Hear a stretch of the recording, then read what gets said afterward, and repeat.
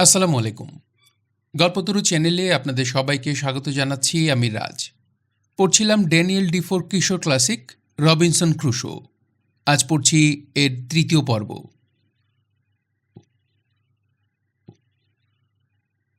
তাঁবুতে পৌঁছে স্বস্তির নিঃশ্বাস ফেললাম। বেশ নিরাপদ লাগছে। বাইরে হাওয়ার শোঁসো দাপাদাপি। রাতভর সেইভাবেই চলল। দেখি ঝড় আর নেই, জাহাজটাও নেই। কোথায় ভাসিয়ে নিয়ে গেছে হাওয়া কে জানে।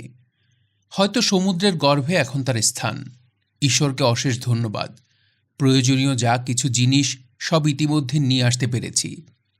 যদি দু একদিন দেরি করতাম কি করব বলে বলে দিন কাটাতাম, তাহলে সব এতক্ষণে জাহাজের সাথে সাথে আমার নাগালের বাইরে চলে যেত।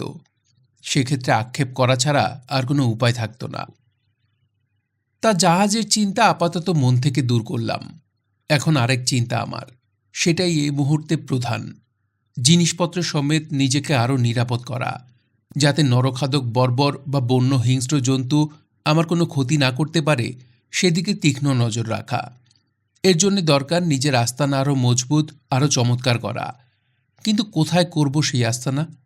নাকি তাঁবুই খাটিয়ে রেখে দেব, না কোনো গুহা টুহার খোঁজ করব? খুঁজতে বেরোলাম জায়গা। দুটো দিকে মূলত আমার নজর।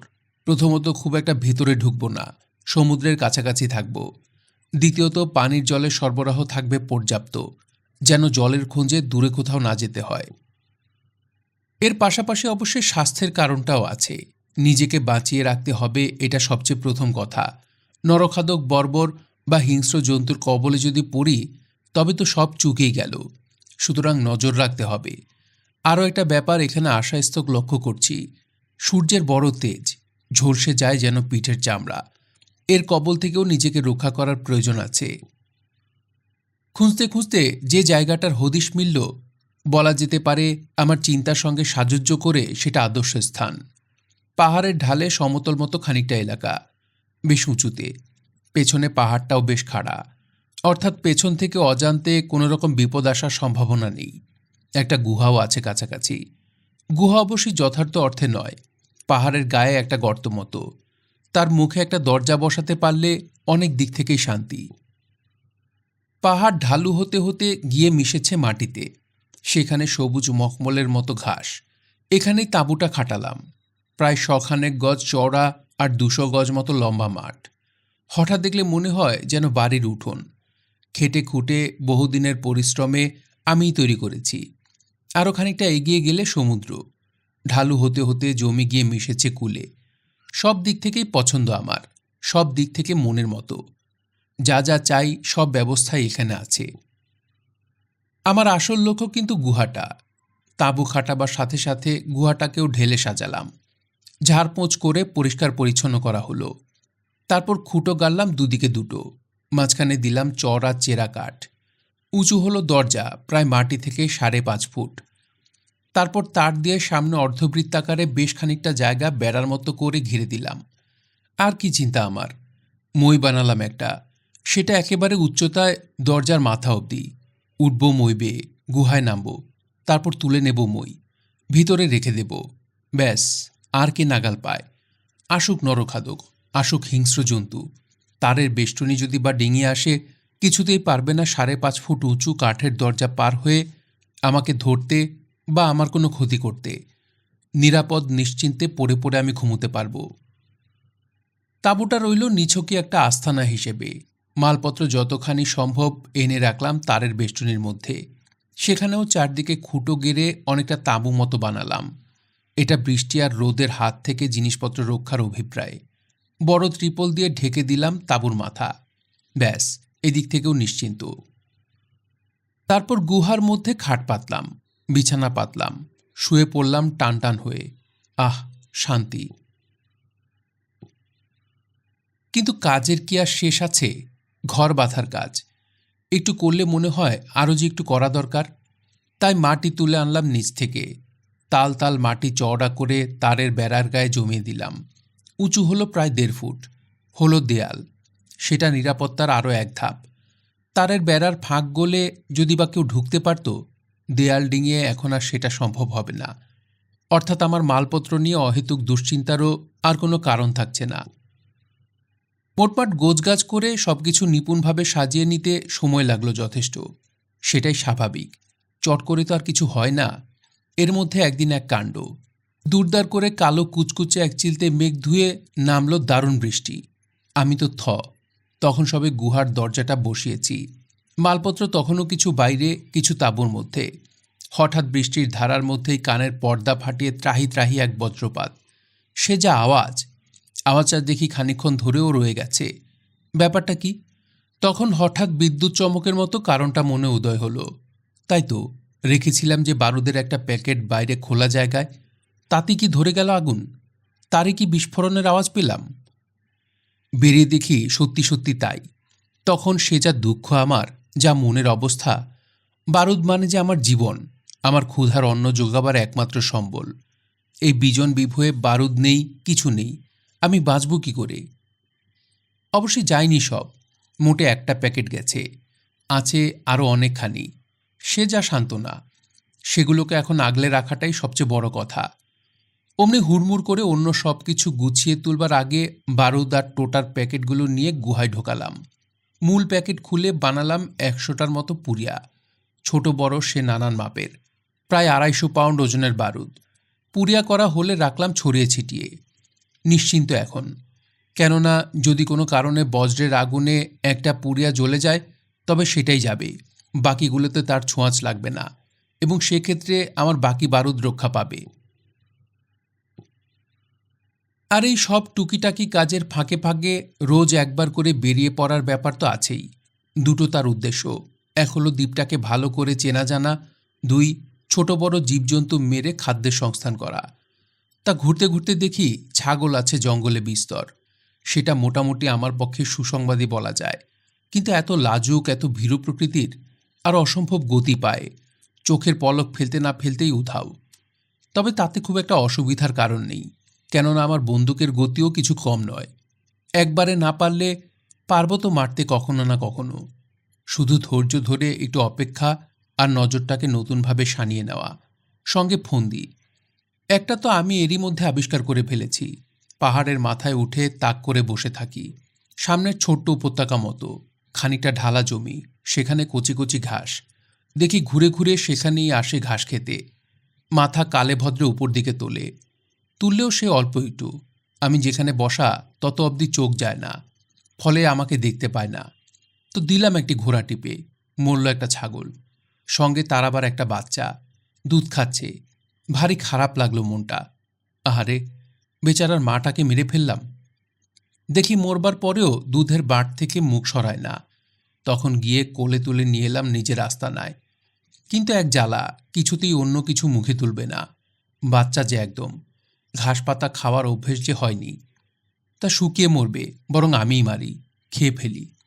হাত উঠছিল না মারতে, তবু উপায় নেই। আমারই হাতে শেষ নিঃশ্বাস ত্যাগ করল। মা বেটা মিলিয়ে একলার পক্ষে যথেষ্ট মাংস খেলাম, তাই কদিন পেট পুড়ে। যাক, অন্তত কটা দিনের রুটি খরচ তো বাঁচল। আস্তানা বানাবার পর এখন আমার সামনে জরুরি কাজ হলো আগুন জ্বালাবার মতো একটা জায়গা তৈরি করা। সেটা গুহার কাছাকাছি থাকলেই ভালো হয়, এবং কোনো একটা ঢাকা জায়গায়। অর্থাৎ সে আগুন আমি নিভতে দেব না কোনো দিন, অনন্তকাল ধরে জ্বলবে। অন্তত আমি যতদিন এই দ্বীপে আছি ততদিন। পাঠক, এবার এই অবসরে আমার নিজের মনের অবস্থার কথা একটু শুনে নিন। স্বভাবতই আমার মন খারাপ। বিজন বিভয়ে এসে উঠেছি। জানি না কবে শেষ হবে এখানকার মেয়াদ, কবে পারবো এখান থেকে ফের লোকালয়ে ফিরে যেতে। এই নিয়ে অহরাত্র মনের খাঁজে খাঁজে একটা ব্যথা, একটা দুশ্চিন্তা গুমড়ে গুমড়ে বেড়ায়। এটাকে আমি নিয়তি বলেই মেনে নিয়েছি, আমার মন্দ ভাগ্য। ভাবতে বসলেই অনেক কথা মনে পড়ে যায়, চোখ দিয়ে গড়িয়ে পড়ে ফোঁটায় ফোঁটায় জল। আমার বুক যেন ছিঁড়ে টুকরো টুকরো হয়ে যেতে চায়, তবু উপায় নেই। কেঁদে গলা চিরে ফেললেও কেউ শুনতে পাবে না আমার কাতর আহ্বান, কেউ আমার বেদনার কথা জানতেও পারবে না। তবে হ্যাঁ, এসব চিন্তায় বুক যখন ভারী হয়ে ওঠে, তখন পাল্টা চিন্তা এসেও সান্ত্বনার ভাষা নিয়ে মনের আনাচে কানাচে ঘুরঘুর করে। তখন আসে পাল্টা জিজ্ঞাসা। নিজেকেই নিজে প্রশ্ন করি, আচ্ছা ছিলে তো তোমরা মোট 11 জন, একসাথে জাহাজে করে সবাই আসছিলে, বাকি 10 জন কোথায় গেল? কেন তারা রক্ষা পায়নি? কেন বা একলা তুমি বেঁচে গেলে? কি এর উদ্দেশ্য? এও কি নিয়তির অমোঘ নির্দেশ নয়? ভালো না মন্দ সেটা তুমি নিজেই ঠিক করে নাও। তখন মনে একটু বল পাই, যাকে বলে নতুন উদ্যম আর সাহস। আরও যুক্তি তখন আসে, যেমন জাহাজটা চড়ায় এসে আটকে থাকার কথা ছিল, সেই জন্যই তো পেরেছি আমি মালপত্র নামিয়ে আনতে। টুকিটাকি জিনিস থেকে শুরু করে খাদ্য, বস্ত্র, পানীয়, এমনকি বন্দুক, তার গোলা বারুদ সব। এগুলো না পেলে আমার আজ কী দশা হতো। আর এমনই ভাগ্যের খেলা, নামিয়ে আনলাম শেষ জিনিসটুকু। দেখতে না দেখতে প্রায় চোখের সামনে কোথায় কোন নিরুদ্দেশে ভেসে গেল জাহাজ। এগুলো কি আমার পক্ষে মঙ্গলদায়ক নয়? অবশ্যই বারুদ কিছুটা নষ্ট হয়ে গেছে সেই বজ্রপাতের ফলে। সেটাকে আমি আর নিয়তির খেলা বলে মনে করি না, ধরে নিই ওটা কাকতালীয়। তবে সেটা যাতে আর না ঘটে তার জন্য উপযুক্ত ব্যবস্থা আমি গ্রহণ করেছি। তবু মেঘ ডাকলেই আমারও বুক দুরুদুরু করতে থাকে, ঘাবড়ে যাই। ভাবি বাজ পড়বে না তো আবার, তাতে ফের বারুদ জ্বলে যাবে না তো। মোটের উপর অনন্ত নির্জন নিরালা আমার জীবন, মজা নদীর নিথর জল যেরকম। তবে তারও মধ্যে একটা শৃঙ্খলা আনা দরকার। যেমন কোথায় আছি আমি তার একটা হদিশ, কবে প্রথম এসেছি এখানে তার হিসেব, কতদিন আছি তার একটা বর্ণনা। এগুলো দরকার, অন্তত পরে কোনো না কোনো দিন আমার নিজেরই দরকার হতে পারে। মানচিত্র এনেছিলাম জাহাজ থেকে, তার হিসেব মিলিয়ে দেখলাম আমি যে দ্বীপে আছি সেটা অনামি। 9 ডিগ্রি 22 মিনিট উত্তর অক্ষরেখায় তার অবস্থান। আমি এসেছি এখানে 30শে সেপ্টেম্বর। আজ 12 দিন পার হয়ে গেল। এরও একটা হিসেব রাখা দরকার। তখন একটা মস্ত গাছের গায়ে ছুরি দিয়ে খোদাই করে লিখলাম, আমি এই দ্বীপে 1659 সালের 30শে সেপ্টেম্বর এসেছি। তার পাশে 12টা খুদে খুদে দাগ কাটলাম, অর্থাৎ 12 দিন আছি আমি এখানে। দিন যেমন বাড়ছে দাগও একটা একটা করে বাড়বে। মোটমাট এটাই হবে আমার আগামী দিনের দিন, মাস, বছরের ক্যালেন্ডার। খুচরো অনেক কিছুই এনেছি জাহাজ থেকে, তার উল্লেখ আগে করিনি, কেননা সেগুলো মূল্যবান তেমন কিছু নয়, কিন্তু দরকারি বটে আমার কাছে। যেমন কলম, কালি, কাগজ, কাপ্তানের নামাঙ্কিত কয়েকটা কাগজের মোড়ক, কম্পাস, জ্যামিতিক মাপ কষার কিছু যন্ত্রপাতি, কিছু নকশা, সমুদ্রে জাহাজের চালনা সংক্রান্ত কয়েকখানি বই, একখানা বাইবেল, পর্তুগিজ ভাষায় লেখা খানকতক বই, তার মধ্যে একখানা প্রার্থনা গীতি ধরনের। সব যত্ন করে আমি তুলে রেখেছি আমার অন্যান্য মালপত্রের সঙ্গে, ফেলিনি একটাও। কখন কোনটা দরকার লাগে বলতে পারে না কেউ, তবে লাগবে যে দরকারে কোনো দিন, এটা আমি স্থির জানি। হ্যাঁ, আরও 3টে অন্য জাতীয় জিনিস এনেছি জাহাজ থেকে, সেটা আগে বলতে আমার একেবারেই মনে নেই। 2টি বেড়াল এবং 1টি কুকুর। এরা জাহাজে আমাদের সাথে সাথেই ছিল। প্রথম যেদিন ভাঙা জাহাজ থেকে মাল আনতে যাই সেদিনই পরম যত্নে বন্দি বেড়াল দুটোকে ভেলায় তুলে নিয়েছিলাম। কুকুরটাকে কোলে করে নিয়ে আসার দরকার হয়নি, ভেলা ছাড়তে দেখে নিজে থেকে লাফিয়ে পড়েছে জলে, তারপর সাঁতার কাটতে কাটতে উঠেছে এসে ডাঙায়। সেই থেকে সে আমার পরম বিশ্বস্ত অনুচর, সুখ দুঃখের সাথীও বলা যায়। ছিল একসাথে অনেক দিন। আমার তো মস্ত সুবিধে, এমন নয় যে ওকে দিয়ে খাটাবো কি কোনো কাজ করাবো, বলবো এটা নিয়ে আয় তো, ওটা নিয়ে আয় তো, সেসব কিছু না। বরং বসে বসে কথা বলবো ওর সাথে, সেইভাবে কিছুক্ষণ সময় কাটবে। কদিন পরে দেখি ব্যাপারটা বড় একতরফা, আমি একলাই বকবক করে মরি। তার চেয়ে বরং এক কাজ করি না, কলম আছে, কালি আছে, কাগজ আছে, বরং লিখি ফেলি সব কিছু, তাতে অন্তত নথি বলে একটা জিনিস থাকবে। তখন তাই শুরু করলাম। কিন্তু কালি একসময় গেল ফুরিয়ে। সে জাগে, নতুন করে কিভাবে কালির প্রয়োজন মেটানো যায় সেটা পরের চিন্তা। কিন্তু যে কদিন কালি ছিল দোয়াতে, আমি প্রতিটি হিসেব বিবরণী নির্ভুলভাবে লিখে ফেলেছি খাতায়, যাতে বুঝতে কোনো অসুবিধে না হয়। অর্থাৎ কালির প্রয়োজনটা এক্ষেত্রে যত তীব্র, তেমনি প্রয়োজনীয় আমার কাছে কোদাল, কুড়োল, বেলচা, সূচ, আলপিন, সুতো ইত্যাদি। সেলাই ফোঁড়াইয়ে ইতিমধ্যেই বেশ ওস্তাদ হয়ে উঠেছি। জামা ছিঁড়লে এখন আর বিন্দুমাত্র বিলম্ব না করে সূচ সুতো হাতে বসে যাই। তবে হ্যাঁ, অনেক কিছু আবার নেইও, সেটা কাজ করতে গেলে মালুম পাই। সে নানান জিনিস, ফলে কাজে অহেতুক দেরি হয়। যেমন একটা শাবল খুব দরকার, নেই, তাই তাঁবু খাটাতে বা মাটি খুঁড়ে মাটি তুলে দেয়াল দিতে সময় লাগলো প্রায় দ্বিগুণ। কি করব, অন্যরকম জিনিস দিয়ে যে কাজ করতে হয় তাতে সময় লাগে বেশি। যেমন ধরুন বড় করাত নেই, আছে একটা ছোট হাত করাত, তা দিয়ে খুঁটি কাটতে হবে মাপ মতো তাঁবুর জন্যে। 2 দিন লাগলো আমার খুঁটি কটা কাটতে।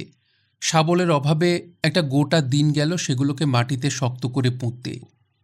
সে এক রীতিমতো ক্লেশকর অবস্থা, মাথার ঘাম পায়ে ঝরার উপক্রম।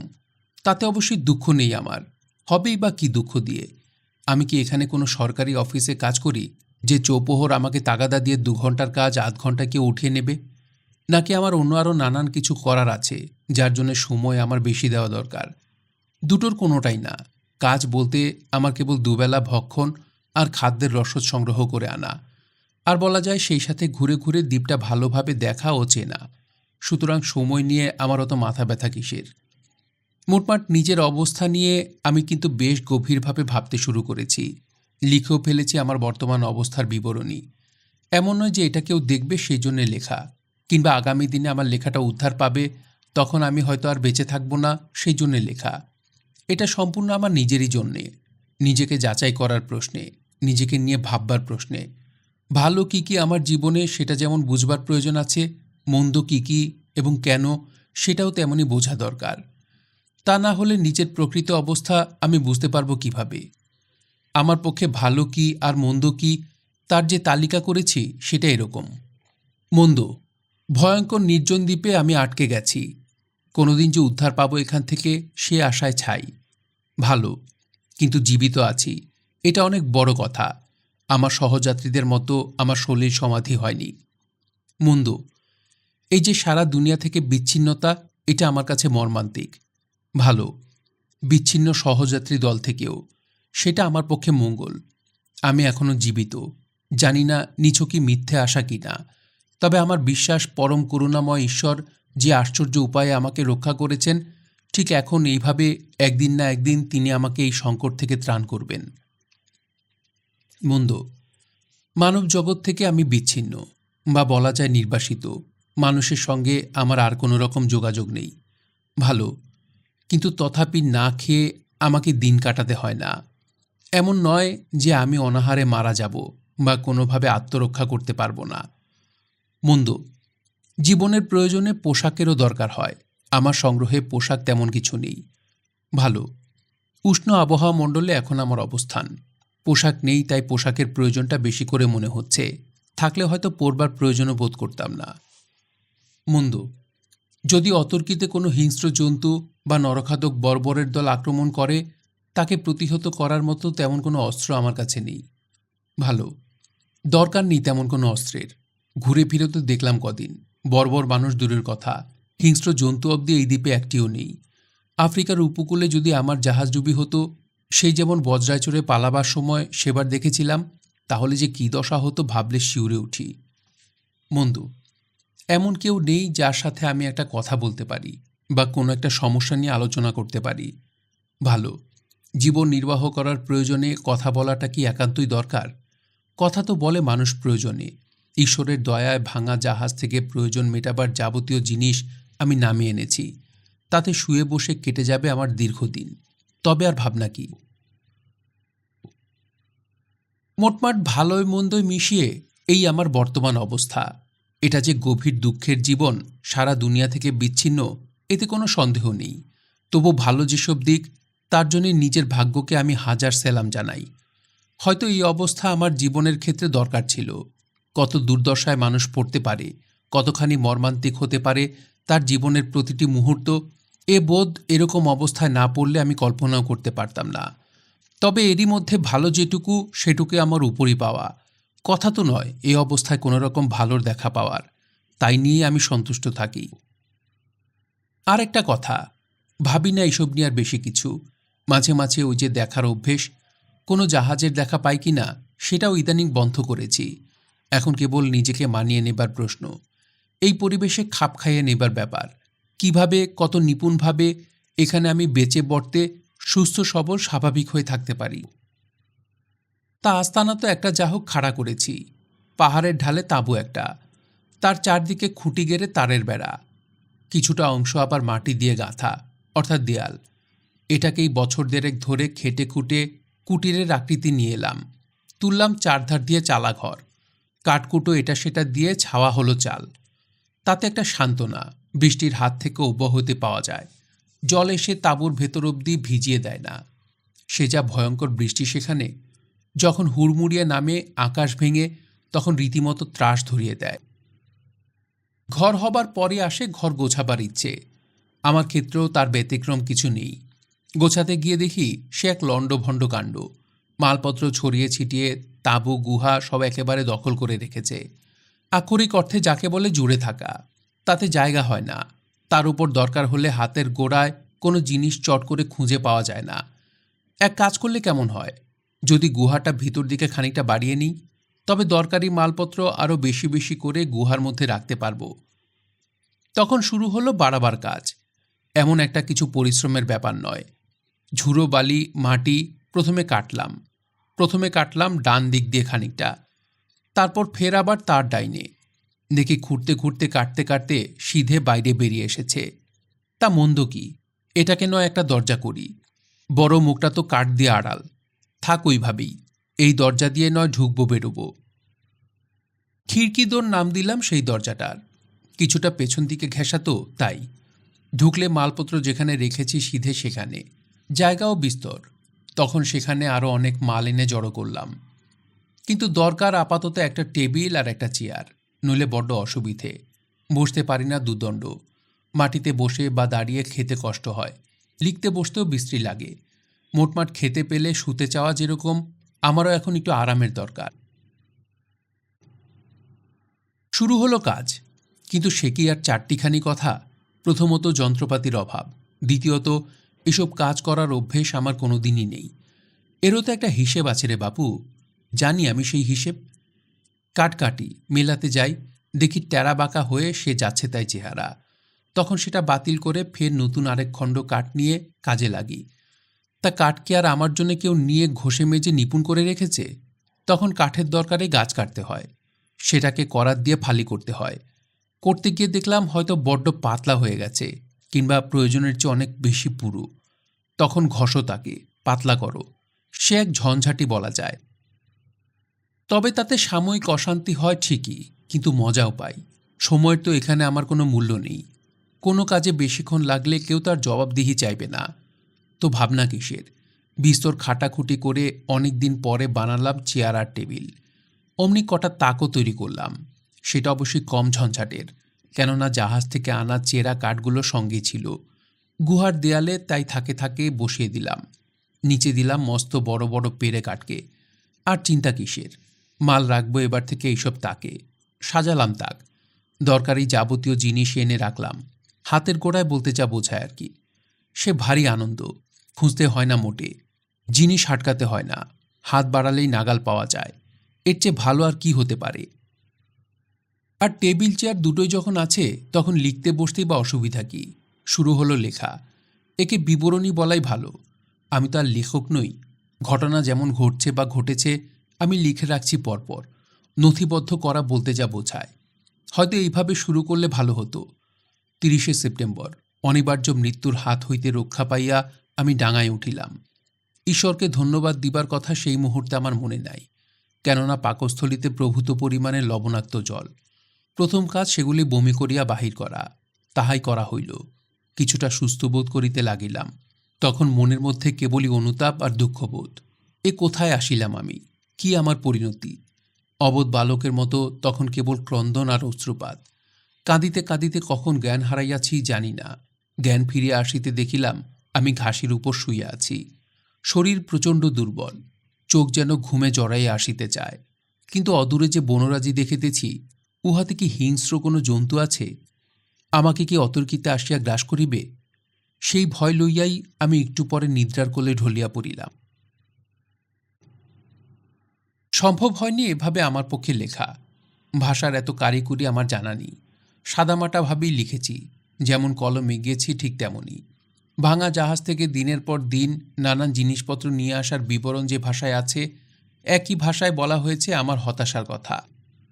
যখন বারে বারে পাহাড়ের মাথায় উঠে একটাও জাহাজ না দেখতে পেয়ে দুঃখে বেদনায় আকুল হৃদয়ে শিশুর মতো আমি হাত পা ছড়িয়ে কাঁদতে বসেছি, তাও। মোট কথা, আমি যে কথাটা বোঝাতে চাই, সহজ সরল অনাড়ম্বর আমার এই বিবরণী। 31 তারিখ থেকেই শুরু, যদিও আরম্ভ করেছি অনেক পরে। টেবিল চেয়ারে আর কোনো অসুবিধে নেই, কাগজও বেশ কিছু আছে। তবে কালিটাই যা সমস্যা। শেষ হয়ে যাবে কিছুদিনের মধ্যে আমি জানি। তারপর আর লেখার কোনো উপায় থাকবে না। তবে যতক্ষণ শ্বাস ততক্ষণ আশ। দেখা যাক কবে ফুরোয় আর কতদিন অবধি আমি লিখতে পারি। বিবরণী ৩০শে সেপ্টেম্বর ১৬৫৯। হতভাগ্য আমি। রবিনসন ক্রুশো আমার নাম। ঝড়ের মুখে পড়েছিল আমাদের জাহাজ, ছন্নছাড়া, বিপর্যস্ত। রক্ষা পেয়েছি কোনো ক্রমে, উঠেছি এসে এই দ্বীপে। এও এক হতভাগ্য দ্বীপ। এর নাম দিয়েছি আমি হতাশার দ্বীপ।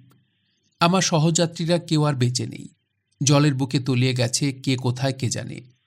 একলা আমি কোনো ক্রমে মৃত্যুর হাত থেকে নিজেকে রক্ষা করতে পেরেছি। সারাটা দিন এই নিয়ে আমার কি অনুতাপ, আর কত অশ্রুবর্ষণ। এ কোথায় এলাম? খাবো কি আমি? জামা কোথায়, বাড়ি কোথায়, থাকবো কোনখানে, কি পরব? অস্ত্র তো নেই যে বাঁচাবো নিজেকে। কত হিংস্র জন্তু আছে, কে তার খোঁজ রাখে? নরখাদক মানুষও তো থাকতে পারে। হয়তো অনাহারে মরতে হবে আমাকে। এইসব চিন্তা একের পর এক। শেষে রাত ঘনিয়ে এলো। তখন একটা গাছের উপর উঠে শক্ত করে ডালের সঙ্গে নিজেকে বেঁধে ঘুমিয়ে পড়লাম। কি যে শান্তি! সারা রাত ধরে বৃষ্টি হলো। বৃষ্টির মধ্যেই আমি অঘরে ঘুমুলাম। ১ অক্টোবর। ঘুম থেকে উঠে দেখি অবাক কাণ্ড। আমাদের জাহাজটাকে ঠেলতে ঠেলতে ঢেউ এনে কুলের কাছে বালির চড়ায় তুলে দিয়ে গেছে। কাত হয়ে রয়েছে জাহাজ, তবে ডাঙা থেকে সে অনেকখানি দূরে। আর চারধারে জল। সান্ত্বনা এই, ভেঙে টুকরো টুকরো হয়ে যায়নি বা উল্টে পড়েনি। তার মানে মালপত্র যা ছিল জাহাজে সবই ঠিকঠাক আছে। মনে খানিকটা ভরসা পেলাম। নিজের দরকার মতো খাবার দাবার তাহলে নিয়ে আসা যাবে। সাথীদের কথা ভেবে বুকটা যেন ভেঙে গেল আমার। তড়িঘড়ির ঢেউয়ের মাথায় ডিঙি নিয়ে ঝাঁপিয়ে পড়লাম। যদি থাকতাম জাহাজে, তবে হয়তো এই দশা আজ হতো না। পারতাম যেন তেন প্রকারে জাহাজ সমেত নিজেদেরকেও রক্ষা করতে। যদি জাহাজ ভেঙে যেত, তাতেই বা পরোয়া কি? রইলাম তো আমরা সবাই জীবিত। ভাঙা জাহাজের কাঠকুটো দিয়ে নয় বানিয়ে নিতাম ডিঙি, তাইতে করে সমুদ্রে পাড়ি জমাতাম। এইসব নানান চিন্তা ভরে রাখল মন। গেলাম হাঁটতে হাঁটতে জাহাজের কাছে। দেখি শুকনো, একদম খটখটে। তখন সাঁতার কেটে ঘুরে পেছন ধার দিয়ে জাহাজে গিয়ে উঠলাম। আজও বৃষ্টির কামাই নেই, তবে সান্ত্বনা এই, হাওয়ার দাপট আজ কম। ২৪ তারিখ অবধি আমি ভীষণ ব্যস্ত। বারে বারে প্রায় প্রতিদিনই একবার করে জাহাজে যাই, নিয়ে আসি যা চোখে পড়ে সব। ভেলায় করে বৃষ্টি আসে, তবে মাঝে মাঝে আকাশ পরিষ্কার হয়। এটা বর্ষাকাল। ২৪শে অক্টোবর। আজ ভেলাটা উল্টে গেল। নিজের ভুল বলবো না, আসলে স্রোতের টানে পড়ে টাল সামলাতে পারিনি। জিনিসপত্র সব গেল জলে। আমিও জলে ডুবে হাবুডুবু খেতে খেতে সামলে নিলাম। তবে গভীর জল নয়, লোহা লক্কর জাতীয় যা যা ছিল তাছাড়া বাকি সব হাতড়ে উদ্ধার করলাম। অনেক কিছু জলের নিচে রয়ে গেল। ২৫শে অক্টোবর। সারা দিন সারা রাত ধরে আজ বৃষ্টি, সঙ্গে বাতাসের দাপট। কোথায় যে ভেসে গেল জাহাজ, নাকি টুকরো টুকরো হয়ে ভেঙে গেল তাই বা কে জানে। বাতাসও একটু একটু করে বাড়ছে। আজ আর বাইরে বেরোলাম না, সামলে সুমলে রাখলাম মালপত্র। সেটাই আজকের প্রধান কাজ। বৃষ্টির হাত থেকে তো সব কিছু রক্ষা করতে হবে। ২৬শে অক্টোবর। সারাদিন ঘুরে বেড়ালাম আজ আস্তানা কোথায় করা যায় তার খোঁজে। রাত্রে নিরাপদে ঘুমোতে হবে। তাছাড়া হিংস্র জীবজন্তুর আক্রমণের হাত থেকে নিজেকে রক্ষা করাটা বড় কথা। পেলাম মনের মতো জায়গা বিস্তর ঘোরাঘুরির পর। পাহাড়ের গায়ে একটা গুহা, মোটামুটি যা আমি চাই সেরকম। মাটির একটা দেওয়াল তুলব চারদিকে, তার উপরে তারের বেড়া, ব্যাস। আর আমাকে পায় কে? কে আর আমার নাগাল পাবে? ২৬ থেকে ৩০শে অক্টোবর। নতুন আস্তানা এনে তুললাম যাবতীয় জিনিসপত্র। কটা দিন এতে কেটে গেল। বৃষ্টি হলো মাঝখানে খানিকটা, তবে সে নামমাত্র। আমার কাজ বন্ধ করার মতো কিছু নয়।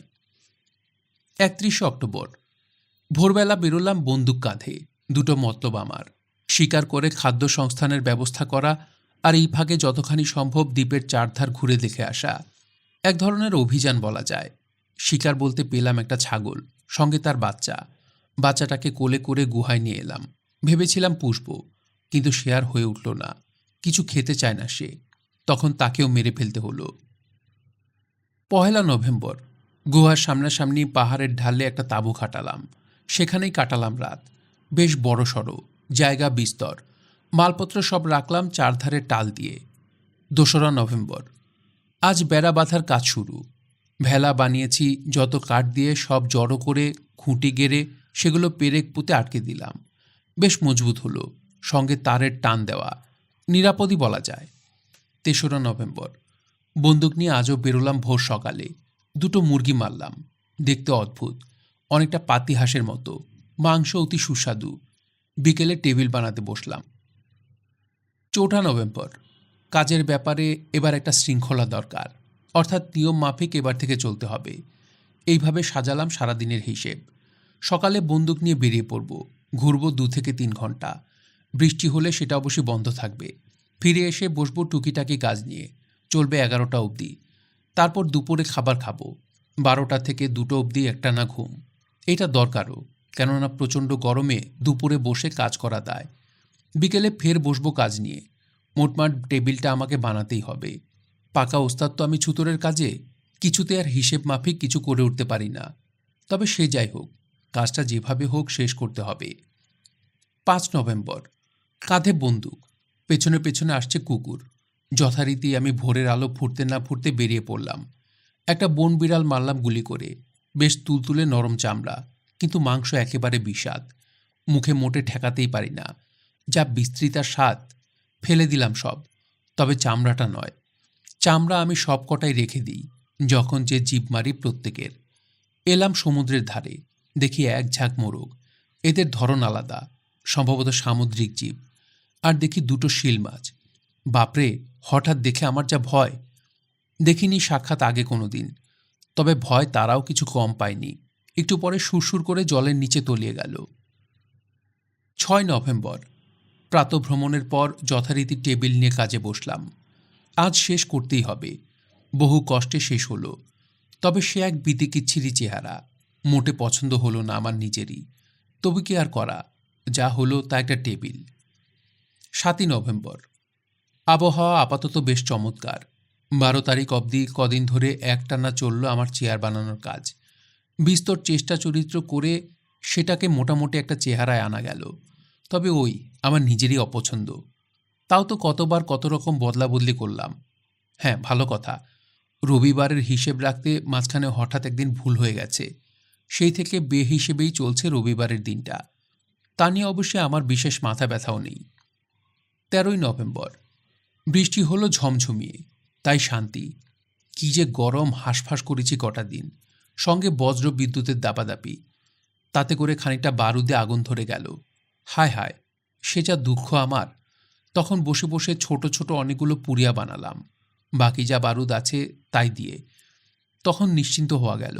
আমার এত দরকারি জিনিস সব একসাথে পুড়ে নষ্ট হবার আর তো সুযোগ রইল না। ১৭ই নভেম্বর। গর্ত খুঁড়ে গুহাটাকে আরও বড় করার কাজ আজই শুরু হলো। কিন্তু সে কি আর শুধু হাতে পারা যায়? ঢাল নেই, তলোয়ার নেই। এক্ষেত্রে ঢাল তলোয়ার বলতে একটা শাবল, একটা বেলচা আর ঝুড়ি বা ওই জাতীয় কিছু। কিছুই তো নেই। তখন কাজ বন্ধ করে বসলাম প্রয়োজনীয় সাজ সরঞ্জাম বানিয়ে নিতে। ছিল লোহার একটা মস্ত আংটা মতো, সেটাকেই সিধে সাধা করে বানানো হলো শাবল। কিন্তু বেলচা বানাবো কি দিয়ে? নেহাত কোদাল হলেও চলতো, কিন্তু বানাবার যে কোনো উপকরণ নেই। ১৮ই নভেম্বর। বেরোলাম ভোরবেলা যথারীতি। আজ সিধে জঙ্গল। কাল রাতেই ভেবে রেখেছি আমি মতলবটা। লোহার অভাবে এক্ষেত্রে কাঠ দিয়ে আমার প্রয়োজন মিটিয়ে নেব। তা খুঁজতে খুঁজতে দেখি সঠিক জিনিসটি একেবারে চোখের গোড়ায়। মস্ত একটা গাছ। ব্রাজিলে এই গাছের কাঠকে বলে লোহা কাঠ। লোহারই মতন শক্ত আর সেই অনুযায়ী ভারী। মোটা সোটা দেখে একটা ডাল কাটব বলে মনস্থির করলাম, কিন্তু সে কি আর সহজে পারা যায়? কুড়োল মোটে বসতে চায় না। ভোঁতা-টোতা হয়ে সে তো যাচ্ছে তাই অবস্থা। সে যাই হোক, ডাল অবশেষে কাটা গেল। নিয়ে যাব কাঁধে করে। পারি না তুলতে, যা প্রচণ্ড ভারী। বহু কষ্টে অবশেষে খানিকটা দড়ি বেঁধে টানতে টানতে খানিকটা বয়ে সেটাকে তাঁবুর সামনে এনে ফেললাম। আর তাকে কেটে কুটে মাপ মতন করা, তাই দিয়ে বেলচা বানানো। সে যে কি ঝকমারি ব্যাপার তা আপনারা আশা করি সহজেই অনুমান করতে পারছেন। তবু পারলাম শেষ অবধি। এটাই যে সান্ত্বনা। হাতলটা হাতলের মতোই হলো। অবশ্যই লোহার একটা বের মতো থাকে, সেটা বাদ। বেশি দিন টিকবে বলে মনে হয় না। আসলে জোরটা তো হাতলের উপরই পড়ে, তবে কাজ চালাবার পক্ষে চমৎকার, এটা আমাকে স্বীকার করতেই হবে। এবারে দরকার একটা ঝুড়ি অথবা একটা ছোট 4 চাকার গাড়ি। ঝুড়ি বুনবার জন্যে বিস্তর খোঁজাখুঁজি করলাম কদিন। বেত তো নেই, উপরন্তু এমন কোনো গাছ নেই যার কচি ডাল দুমড়ে মুচড়ে গোল করে ঝুড়ি বোনা যায়। সেক্ষেত্রে চাকার গাড়িটা তবু খানিকটা সম্ভব। সব পারবো, শুধু চাকা বাদে, কেননা চাকার জন্য লাগবে লোহা। লোহার ডান্ডাটা লাগানো থাকবে গাড়ির নিচে, তার সঙ্গে লাগানো থাকবে চাকা। কিভাবে লাগাবো? কোথায় বা পাবো লোহার ডান্ডা? সুতরাং এটাও আপাতত খারিজ। তখন বুদ্ধি খাটিয়ে একটা কাঠের মস্ত চেটানো থলে মতো বানালাম। এতে করে দেখেছি মিস্ত্রি মজুরেরা বাড়ি তৈরির সময় চুন সুরকি মাখা লেই বই নিয়ে যায়। সে যাই হোক, আমার কাজ তো এতে চলবে। মোটমাট 4 দিন লাগলো আমার এইসব বানাতে। উদয়াস্ত বলতে গেলে খাটুনি, শুধু সকালে প্রাতভ্রমণটুকু বাদ। এটা আবার ঝমঝমিয়ে বৃষ্টি না পড়লে বন্ধ হয় না। বন্দুক ঘাড়ে ঘুম থেকে উঠেই ঠিক রোজকার নিয়ম মতো বেরিয়ে পড়া, তাতে লাভও প্রচুর। ফেরার সময় প্রতিদিনই কিছু না কিছু শিকার আমার সঙ্গে থাকে। 23শে নভেম্বর। অন্য সব কাজ এখন বরবাদ, শুধু নতুন তৈরির সাজ সরঞ্জাম নিয়ে গুহার আয়তন বাড়াবার কাজ। লাগলো মোট 18 দিন। আগে যতটুকু জায়গা ছিল গুহায়, এখন তার প্রায় দ্বিগুণ। মোটামুটি এতখানি বাড়াবো এই মন নিয়েই আমি কাজ শুরু করেছিলাম। একাধারে আমার ভাড়ার ঘর, বৈঠকখানা, রান্নাঘর আর তাক, সব আমি গুহাতেই করতে চাই। নিজে এখানে থাকবো না, শোবো রাত্রির বেলা তাঁবুতেই। কিন্তু মালপত্রগুলো তো সব রাখতে পারবো, তাতে শুকনো থাকবে, ভাঙবার ভয় নেই, এমনকি আগুনে পুড়বারও। তবে তাঁবুতে বৃষ্টি বেশি হলে ধার দিয়ে জলের ছাঁট আসে, এটা অস্বস্তিকর। তখন চারপাশে কখানি খুঁটি গেড়ে কাঠকুটো পাতা দিয়ে চালা মতো একটা তুললাম। বারান্দাও বলতে পারেন, ঢাকা বারান্দা, তবে নিশ্চিন্ত। যাক, বৃষ্টির হাত থেকে তো রক্ষা পাওয়া গেল। 10ই ডিসেম্বর। গুহা বাড়াবার কাজ শেষ। হঠাৎ একদিন একটা অংশ থেকে খানিকটা মাটি ধসে পড়ল। আমি তো ভয়ও পেয়ে গেছি খুব। যদি থাকতাম আমি এখন ওই অংশে, তবে তো জ্যান্ত কবর। নতুন করে কবর করে মৃতদেহ শোয়াবার আর ব্যবস্থা করতে হতো না। অবশ্যই বিজন বিভয়ে কেই বা করবে সে ব্যবস্থা। সে যাই হোক, কাজ খানিকটা বাড়ল। মাটি তুলে ফেলে দিলাম বাইরে। ছাদটাকেও মেরামত করা দরকার। মোটমাট নিশ্চিন্ত হতে চাই, এরকম ধস ভবিষ্যতে আর কখনো নামবে না। 11ই ডিসেম্বর। মেরামতির কাজে আজ থেকে লেগে পড়েছি। একদিনে হবার নয়, লাগলো মোট 7টি দিন। খুঁটি গাড়লাম ভেতরে বেশ কয়েকটা। খুঁটির মাথায় চেরা কাঠ দিলাম সেটে। এইভাবে বলতে গেলে আগাগোড়া ছাড়টাই। তাতে এক ঢিলে 2 পাখি মারা হলো। ছাদের সুরক্ষা, সেই সাথে খুঁটি দিয়ে ঘরের মধ্যে মোটামুটি একটা ভাগাভাগি মতো। অর্থাৎ এই খুঁটি থেকে ওই খুঁটি অবধি রান্নাঘর, ওটা থেকে ওইটা অবধি ভাড়ার, এইরকম। 17ই ডিসেম্বর। 20 তারিখ অবধি নাগারে কাজ করলাম, তাক লাগাবার কাজ। খুঁটির গায়ে পেরেক পুতলাম একরাশ। সব জিনিস তো আর বসিয়ে রাখা যাবে না, কিছু কিছু ঝুলিয়ে রাখার দরকার হবে। তা হলো সে ব্যবস্থা। এবার খিড়কি দোরটার দিকে নজর দিতে হবে। 20শে ডিসেম্বর। যাবতীয় মালপত্র গুহায় নিয়ে এলাম। এবার সাজিয়ে রাখবার পালা। আরও কটা তাক লাগাতে হবে। এদিকে চেরা কাঠের টানাটানি, কত আর থাকতে পারে। সবই তো মোটামুটি এটা নয় ওটা নানান কাজে লাগানো। ইতিমধ্যে আরেকটা টেবিলও বানিয়েছি। 24শে ডিসেম্বর। আজ সকাল থেকে মুষলধারে বৃষ্টি চলল সারা রাত। আমি বাপু গুহার মধ্যে গুটিসুটি মেরে সারাদিন বসা। বাপরে বাপ, এই বৃষ্টিতে কোনো সুস্থ মানুষ বেরোতে পারে? 25শে ডিসেম্বর। সারাদিন আজও বৃষ্টি। 26শে ডিসেম্বর। বৃষ্টি আজ নেই, আবহাওয়া ঠান্ডা, বেশ চমৎকার লাগছে। 27শে ডিসেম্বর। একটা ছাগল মারলাম, আরেকটার পায়ে লেগেছে গুলি, যথেষ্ট জখম। আমি গলায় দড়ি বেঁধে টানতে টানতে তাঁবুতে নিয়ে এলাম। খুঁটির সঙ্গে বেঁধে রাখলাম, দেখি পাটা ভেঙেছে। লতা পাতা দিয়ে বাঁধছাদ করে দিলাম। সারল ধীরে ধীরে পা, পোষও মানল। না মেনে উপায় কি? এতদিন ধরে এত সেবা, এত যত্ন, তার তো একটা প্রতিদান বলে জিনিস আছে। ঘাস খেত কুচকুচ করে। আমার তাঁবুর সামনেই তো কত ঘাস, যেত না কোথাও। দেখে দেখে আমারও মনে খেলে গেল নতুন মতলব। তাই তো, এমন কয়েকটা জীব ধরে এনে পোষ মানালে কেমন হয়? ঘরের থেকে তো আর কিছু দেবার দরকার হবে না, বরং বারুদ ফুরিয়ে গেলে এরাই আমার দিনের দিন অন্ন যোগাবে। 28 থেকে 30শে ডিসেম্বর। ভীষণ গরম, একটুও হাওয়া নেই, প্রাণ একেবারে ওষ্ঠাগত। গাছের পাতা একটু নড়ে না পর্যন্ত। বিকেলে সূর্য পশ্চিমে ঢলে পড়লে আমি শিকারের অন্বেষণে বেরোই, আর সারাদিন ছায়ায় বসে দরজা তৈরি নিয়ে খুটখাট করি। 1 জানুয়ারি। প্রচণ্ড তাপ, কমেনি একটু। ভোর সকালে বেরিয়ে যাই, সূর্য উঠতে না উঠতে ফিরে আসি, ফের বেরোই বিকেলে। দুপুরে চিৎপাত বিছানায় শোয়া। আজ বিকেলেই একটা নতুন আবিষ্কার হলো। পাহাড়ের ওপাশটায় চলে গিয়েছিলাম, দেখি মনোরম এক উপত্যকা। সেখানে প্রচুর ছাগল ঘুরে ঘুরে ঘাস খাচ্ছে। বড় লাজুক তো ওরা। আমাকে দেখা মাত্র সে যা ছুট। কাল কুকুরটাকে সঙ্গে নিয়ে আসবো, গুলি না চালিয়ে দেখি একটাকেও ধরতে পারি কিনা। ২রা জানুয়ারি। আজ সাথে কুকুর নিয়ে এসেছি, লেলিয়ে দিলাম। দেখি উল্টো ব্যাপার, শিং উঁচিয়ে দল বেঁধে সবাই এক কাট্টা হয়ে দাঁড়ালো। কুকুরমশাই তো হতভম্ব। এমন যে হতে পারে আমার মতো সেও আশা করেনি। দেখি মানে মানে পিছু হটতে লেগেছে। ৩রা জানুয়ারি। মাটির দেয়াল আর তারের বেড়াটা নিয়ে ফের উঠে পড়ে লেগেছি। কেবলই মনে ভয়, পাছে কেউ যদি অতর্কিতে আক্রমণ করে। মোটমাট আরও পুরু করতে হবে দেয়াল, এবং আরও পোক্ত।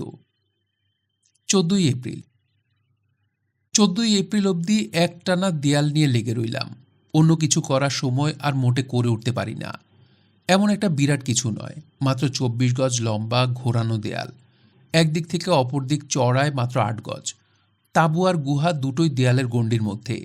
গুহার দরজাটা ঠিক মাঝ বরাবর। সে একেবারে উদয়াস্ত খাটুনি। মাঝখানে হপ্তা বলতে গেলে একটানা বৃষ্টি। তাতে ক্ষতি হলো কাজের, কিন্তু আমারও সেই এক গো। যেভাবে হোক দেয়ালটা গড়ে তুলতেই হবে। এটা আমার নিরাপত্তার জন্য একান্ত দরকার। জঙ্গল থেকে কাঠের খুঁটি কেটে আনা থেকে শুরু করে মাটি কাটা, মাটি তোলা, তাকে কাদা করা, সবই ২ হাতে। এ যেন অসাধ্য সাধনের মতো ব্যাপার। তার দেয়াল যখন শেষ হলো, আমি স্বস্তির হাঁপ ছেড়ে বাঁচলাম। হয়েছে বেশ খানিকটা উঁচু। এমনকি জাহাজ যদি আশেপাশে আসে, হঠাৎ দেখে কেউ বুঝতে পারবে না এটা পাহাড়ের অংশ না আর কিছু। মনুষ্য বসতির বিন্দুমাত্র লক্ষণ তাদের নজরে পড়বে না। না পড়ুক, আমিও সেটাই চাই। তাই বলে কাজে যেহেতু ব্যস্ত, ভাববেন না রোজকার শিকার করা আমি ছেড়ে দিয়েছি। শুধু বৃষ্টি হলে যা অন্য ব্যবস্থা। আর বেরোলে সে যে কত নতুন নতুন আবিষ্কার। এক এক আবিষ্কার হয় আর প্রাণ মন আনন্দে নেচে ওঠে। একদিন দেখি এক ঝাঁক বন পায়রা। তারা গাছে থাকে না, পাহাড়ের গায়ে ফাঁক ফোকরে বাসা বেঁধে বাস করে। একদিন কয়েকটা ফোকরে হাত ঢুকিয়ে নিয়ে এলাম কটা বাচ্চা, পুষলাম, হলো বড়। ওমা, দেখি একদিন ফুরুত। সে যা দুঃখ আমার। অবশ্য ওদের দোষ নেই, খাবার তো কিছু দিতে পারি না। কদিন আর পারে দাঁতে দাঁত চেপে সহ্য করতে। তা আমিও হাল ছাড়বার পাত্র নই। ফোকরে হাত গুলিয়ে প্রায় নিয়ে আসতাম একটা কি দুটো বাচ্চা। কদিন পুষে তারপর কেটে কুটে খেতাম। অপূর্ব সুস্বাদু মাংস। অর্থাৎ বলা যায় ইদানিং আমি নিজেকে নিয়ে অতিশয় ব্যস্ত। ঘর গেরস্থালি সাজানো থেকে শুরু করে রান্না বান্না সবই ২ হাতে। কিন্তু নানান জিনিস যে এখনো আমার দরকার, প্রয়োজন যে একটু একটু করে বাড়ছে। যেমন জল রাখবার একটা কুঁজো বা কলসি আমার অবিলম্বে চাই। কোথায় পাবো কলসি? বর্ষা বাদলের দিনে ঘরে আগেকার থেকে জল তুলে না রাখলে বড় অসুবিধে হয়। চেষ্টা করলাম বিস্তর, প্রথমে মাটি দিয়ে, তারপর কাঠ দিয়ে। কিছুতেই আর হয়ে ওঠে না।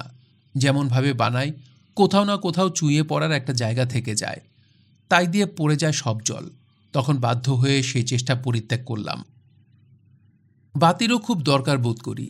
বাতির অভাবে সন্ধে লাগতে না লাগতে আমাকে শুয়ে পড়তে হয়। ৭টা বাজে তখন মোটে। খানিকটা মোম পেলেও চলত। সেই যেমন আফ্রিকায় ছিল সঙ্গে, তাই দিয়ে নৌকোতে জ্বালাতাম বাতি। এখন অবশ্যই খানিকটা চর্বি সম্বল। সেই একটা ছাগল মেরেছিলাম, তারই চর্বি জমিয়ে রেখেছি। রোদে নিয়েছি শুকিয়ে। বানিয়েছি মাটি দিয়ে একটা ছোট্ট থালা। তাতে শুকনো চর্বি রেখে তার মধ্যে দিয়েছি একটা নেকড়ার পলতে। তাতেই জ্বলে বাতি। আলো অবশ্যই তেমন একটা জোরালো নয়, তবু কাজ চলে আমার। ইতিমধ্যে আরেক কাণ্ড। একদিন জাহাজ থেকে আনা এটা ওটা নাড়াচাড়া করতে গিয়ে দেখি ছোট্ট একটা থলি, তাতে কিছু শস্য দানা। এগুলো মুরগির খাবার। আমাদের জাহাজের সঙ্গে এসেছে, তবে এ যাত্রায় জাহাজে মুরগি ছিল না, ছিল আগের যাত্রায়। তারই উদ্ধৃত খাবার পড়েছিল হয়তো থলিতে। কেউ খেয়াল করেনি। তাতে ইঁদুর মহারাজদের পোয়াবারও। খেয়েছে প্রাণ ভরে যত খুশি। তা তাঁবুতে সেই থলিটা খুলে দেখি কিছু খোসা আর আধ খাওয়া দানা। কি হবে এসব রেখে? ফেলে দিলাম ঝেড়ে তাঁবুর সামনের উঠোনে। থলিটা তখন আমার খালি করা একান্ত দরকার। বারুদ রাখব। তারপর আর সেই দানার কথা আমার মনে নেই। মাঝখানে কদিন টানা বৃষ্টি গেল। তার প্রায় মাসখানেক পর হঠাৎ একদিন চোখ পড়তে দেখি, বারে বা, সবুজ সবুজ কটা চারা যে বেরিয়েছে, সে কি আনন্দ আমার। গুনে দেখলাম সব মিলে মোট 12টা। সবই জব গাছ। আমাদের ইংল্যান্ডে এই জাতের জব হয়। শুধু আনন্দ বললে কম বলা হয়। যতটা আনন্দ ঠিক ততখানি যেন বিস্ময়। সত্যি বলতে কি, আমার প্রায় হতবাক, মুখ বিমূঢ় অবস্থা তখন। কি বলবো একে? ঈশ্বরের আশীর্বাদ ছাড়া কি অন্য কিছু একে বলা যায়? কিন্তু আমি তো ঈশ্বরকে একবারও ডাকিনি। এই কদিনে একবারও স্মরণ করিনি তার নাম। ধর্মকর্ম সম্বন্ধে আমার তেমন একটা আসক্তি বা আগ্রহ নেই। তবে কেন আমার মতো মানুষের প্রতি তার এত দয়া? ওই যে বলে সর্বনিয়ন্তা ঈশ্বর, এ কি তারই প্রতিরূপ? হয়তো মানুষ চোখে দেখেছেন তিনি জীবিকা নির্বাহের জন্যে এখানেই ছন্নছাড়া দ্বীপে আমার কিছু খাদ্যশস্যের প্রয়োজন। আচমকা তারই ব্যবস্থা করে দিলেন।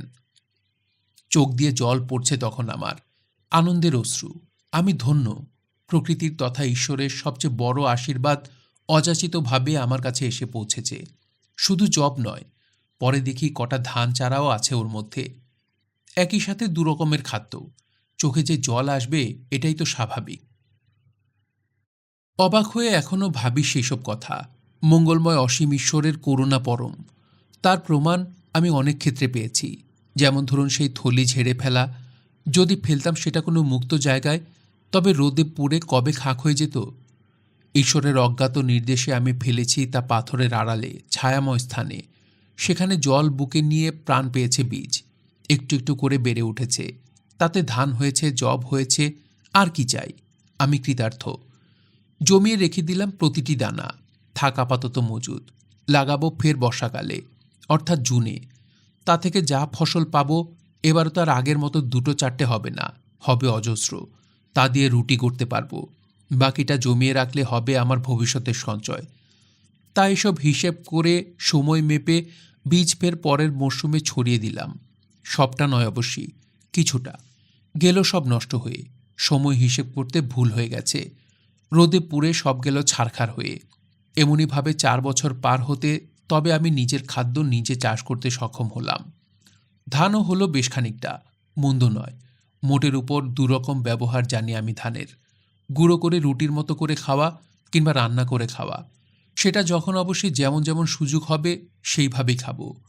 এখন তো থাক মজুদ।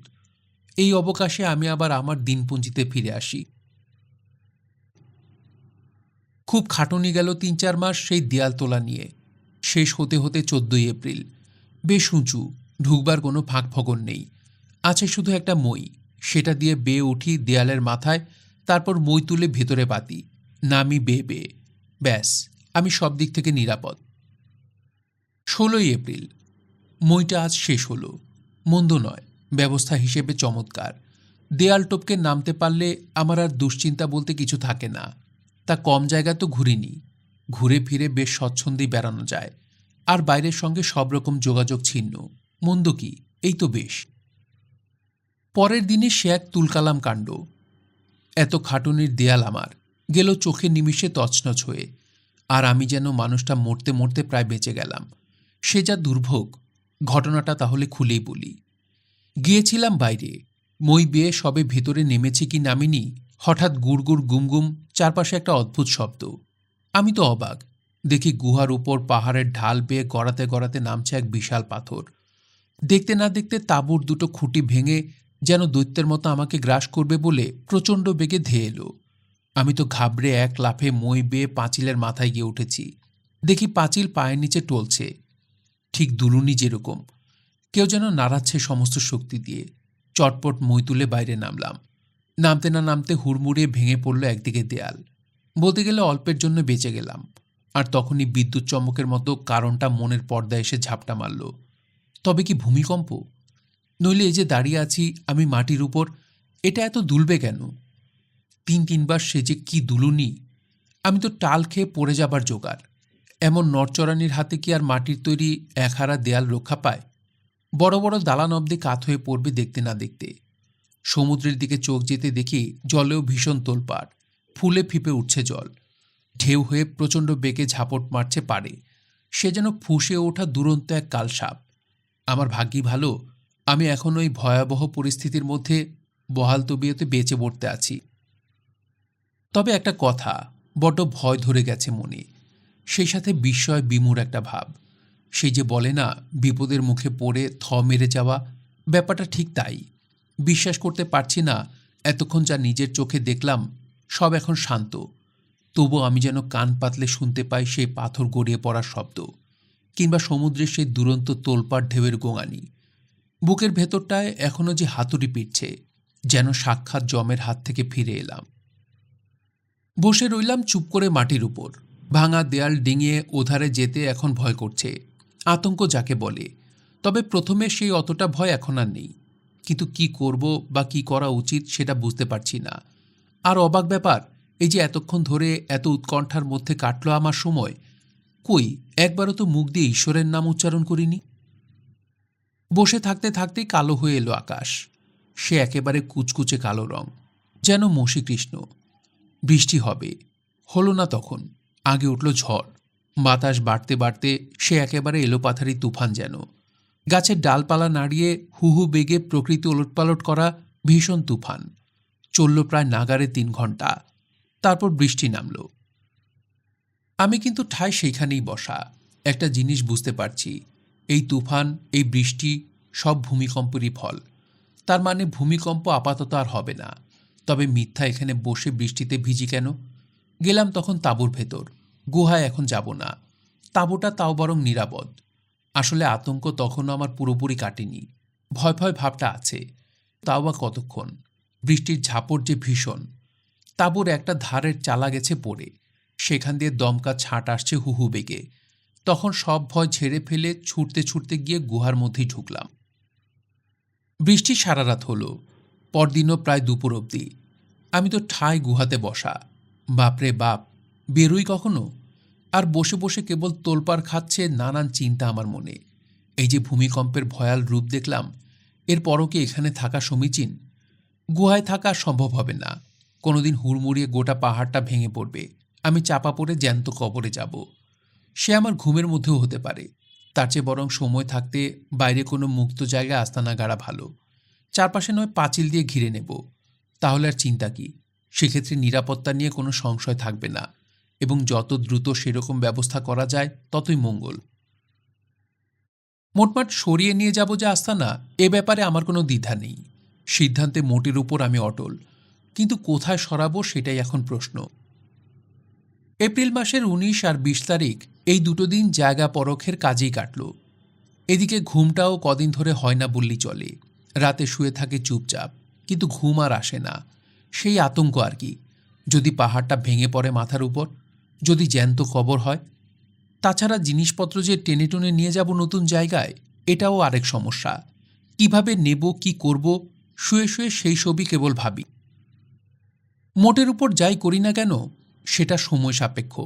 চট করে তো আর ইচ্ছে হলো অমনি চলে গেলাম কোনো একটা জায়গায়, তাঁবু গাড়লাম, নিশ্চিন্তে শুয়ে ঘুমোলাম, তা তো আর হয় না।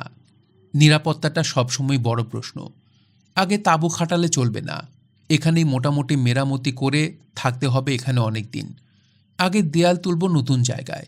এবার আর শুধু মাটি দিয়ে নয়, শক্ত খুঁড়ি গেড়ে তাতে তারের বাঁধুনি দিয়ে তার উপর দেয়াল। সেটা সহজে পড়বে না। তারপর দেয়াল সম্পূর্ণ তৈরি হলে মালপত্র এক এক করে নিয়ে যাব। শেষে করব তাঁবু।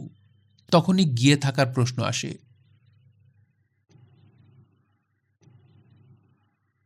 শুনছিলেন ড্যানিয়েল ডিফোর কিশোর ক্লাসিক রবিনসন ক্রুশো। পড়ছিলাম আজ এর 3য় পর্ব।